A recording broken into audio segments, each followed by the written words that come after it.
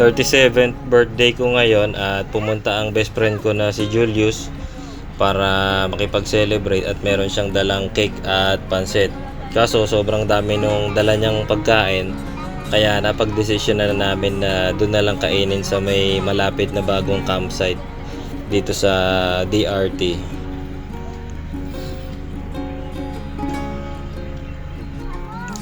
Kaso pagdating namin doon sa campsite, hindi namin alam kung sino kakausapin at kung paano papasok, kaya nahirapan kami na pumasok.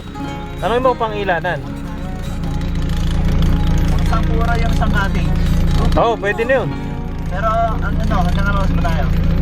Ano lang, sige mga 5, ganun lang. 5, Oo. 6. Oh, baka ganun, basta may liwanag pa. Pero yun, kalauna nakapasok na rin kami, kaya nakapagsimula na kaming mag-setup ng mga gamit namin tsaka pagkain. Buko kayo dito. Gusto niyo ba ng cake? Cake gusto niyo? Opo. Sige, halika na dito.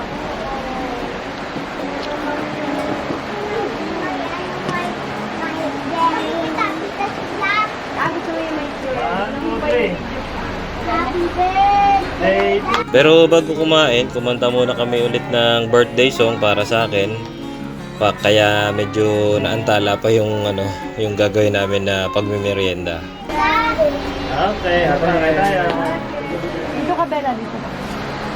Hindi ko alam na si Bella. Pero yun, after naman kumanta, kumain na kami kagad at nag-enjoy na kami dun sa dala naming cake tsaka pansit. Opo. Ay, malayo. Layo, susubukan ka na lang. Buwan ka na lang ni Daddy. Alam ko na. Kaso yun, pagkatapos namin kumain, nag-aya silang magpicturan doon sa hanging bridge. Kaya kinabahan ako kasi yung hanging bridge parang hindi siya ganun ka-safe. Konti lang yung mga harang, lalo na dun sa gilid. Wala naman siya halos sa harang bukod dun sa kable. Pero yun, nakapag-picture naman sila ng maayos. Wala naman naging problema. Buti na lang.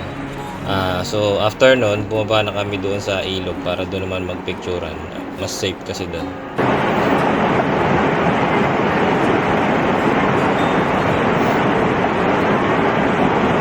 Dito ka muna sa tabi ko.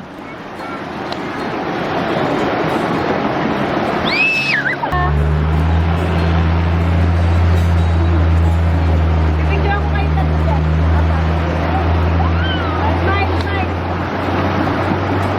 Smile, Vika. Buwan ka na lang, Bella. Baka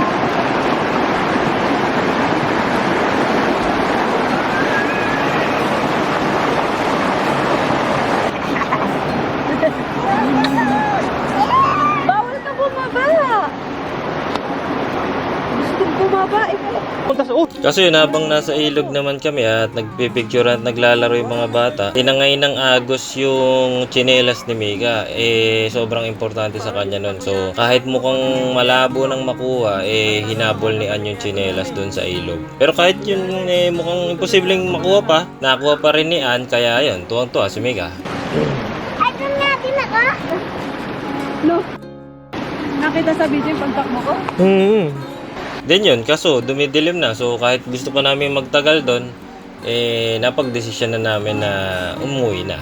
Pero kahit uwian na, ay kontento kaming lahat doon sa aming naging biglaang celebration dito sa campsite. At natutunan namin na sa kahit anong celebration, kahit gaano kasimple yan, basta magkakasama tayo yung magkakapamilya, magkakaibigan, nararamdaman natin yung pagmamahal ng bawat isa, sapat na yan para maging masaya yung special na araw natin.